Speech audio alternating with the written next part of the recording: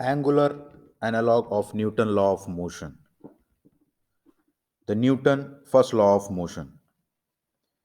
A rotating body will continue to turn about its axis of rotation with constant angular momentum unless an external couple or eccentric force is exerted on it.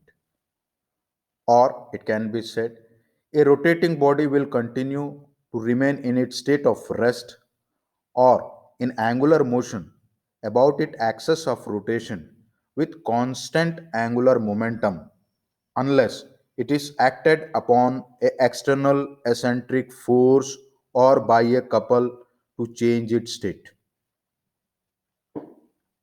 This is also called the law of conservation of angular momentum, and it can be stated as follows.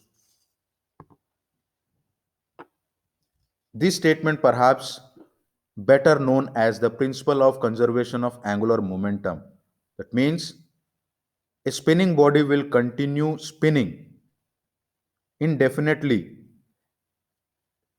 and with the same angular momentum unless some other body exert a couple or a eccentric force on it that cause it to modify its angular motion.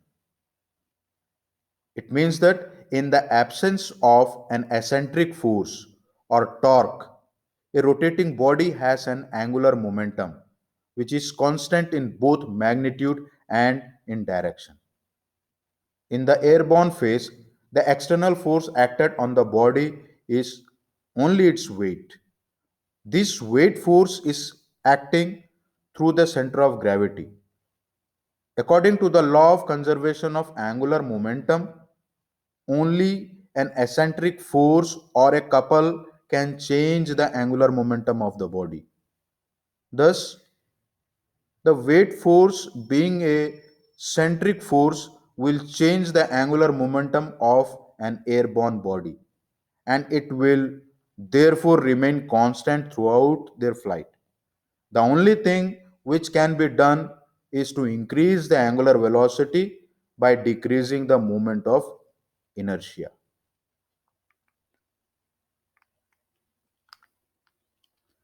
The angular analog of Newton's second law.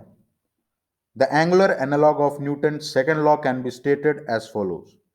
The rate of change of angular momentum of causing it and the change take place in the direction in which the torque has been act,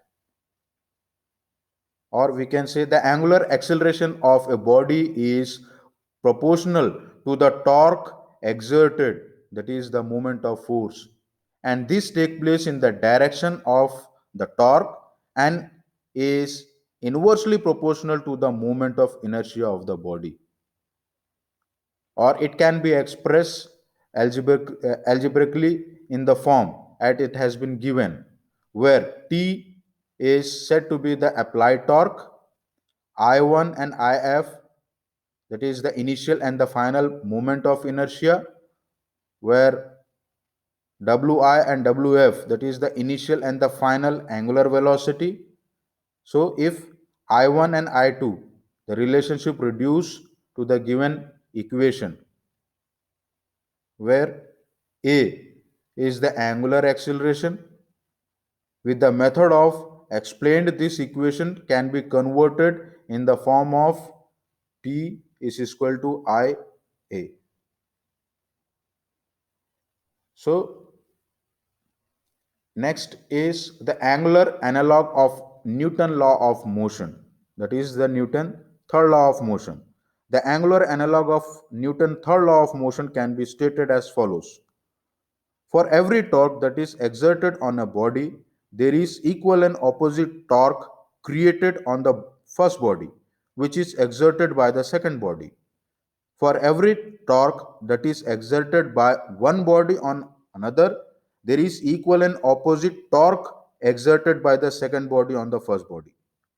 This law is applicable in both situations when the body is in airborne or when it is formally supported with the ground. Any action of upper part